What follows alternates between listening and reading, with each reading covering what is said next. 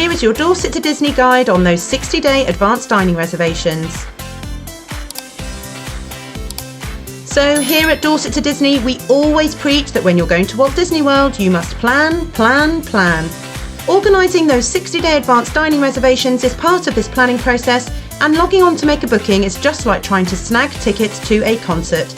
It is first come, first served with no queuing system, so you have to be prepared.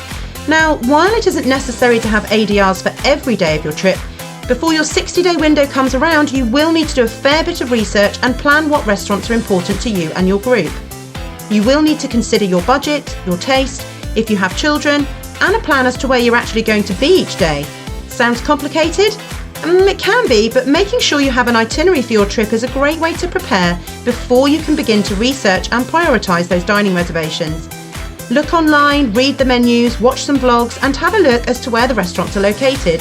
There are amazing restaurants both in the parks and in the resorts, and it is really important that you figure out how you're going to get to your reservation on time, especially during those busy seasons. You don't want to be late and potentially miss the reservation you worked so hard to get. Okay, so we will be showing you how to book online later in this video, but first a few tips. Number one is if you're staying on Disney property at one of their many resort hotels, you get to book dining for the first 10 days of your trip in one go, which is so helpful. Staying off property means you have to book dining one day at a time, which also means logging on to My Disney Experience at 11 AM every day GMT. That is 6 AM EST, and while some people mention that dining opens up 15 minutes earlier, we have never experienced this. Next is backup dates are a great idea. If you're staying in a resort hotel and trying to snag a reservation for one of those places that's super hard to get, it is a good idea to look at your itinerary and see where in your plan you could have a backup date just in case you aren't initially successful. The joy of having that 10-day booking option is you can try a later date there and then. If you're staying off property, then definitely still have a backup date to try snagging your top restaurant if you don't manage to get it on the first date you choose. Many of the hard-to-get restaurants book up super fast, within seconds, and it's always good to have another date up your sleeve to try again another time. Also, it is good to be aware that people cancel reservations all the time, so just because you didn't get your reservation this time, it doesn't mean you can't grab one another time. Just keep checking and refreshing the website. Another tip is to do your research. On the My Disney Experience app or website, you can just click on and check out those menus. Do you like the look of the food? Do you have children? Do you even like seafood, steak, spice? Always look over the menu and decide if you want to book this restaurant. Other people may tell you how incredible a restaurant is, but if you personally don't like the menu, skip it and book somewhere you're going to love instead. It's your holiday and you need to enjoy it.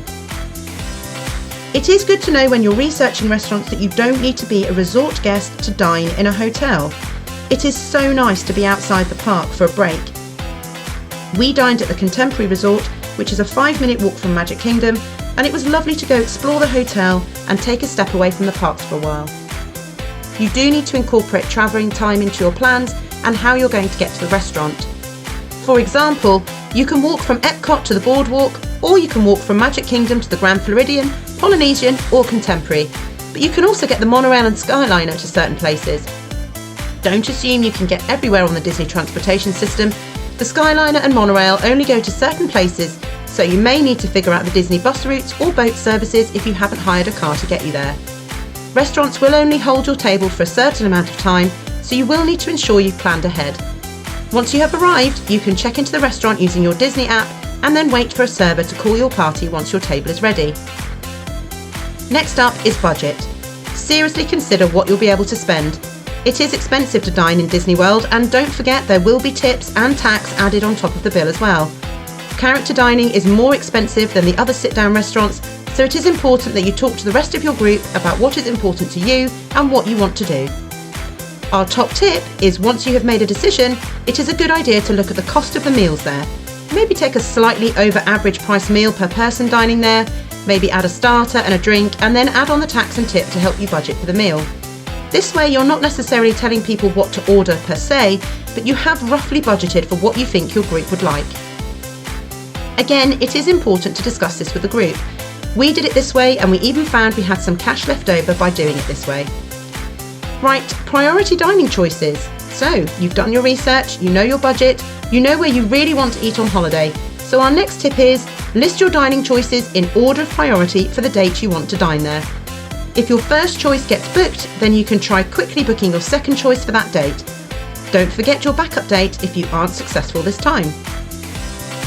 Did you know that you can also get other members of your party booking your ADRs at the same time? Well, you can.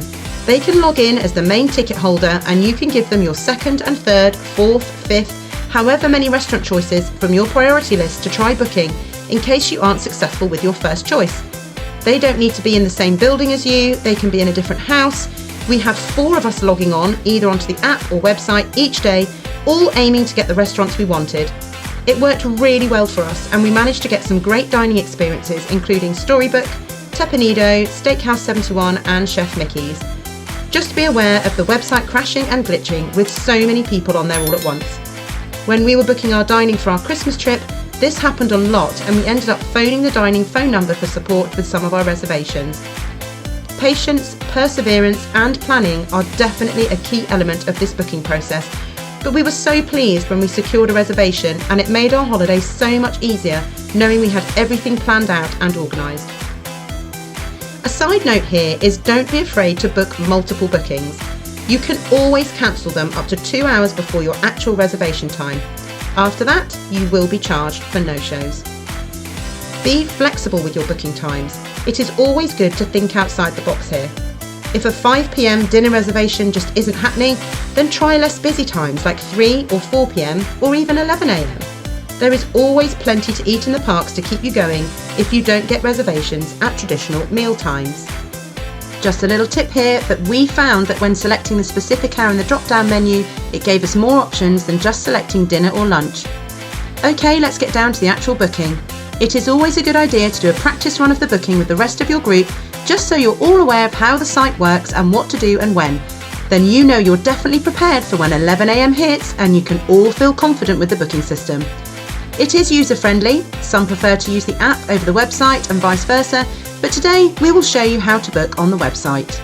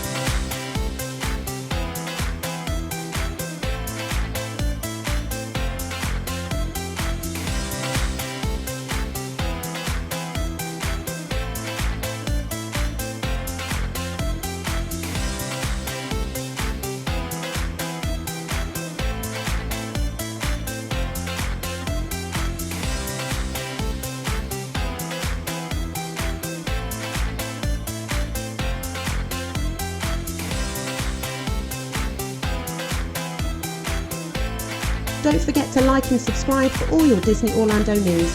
Remember, it's not goodbye, it's see you real soon.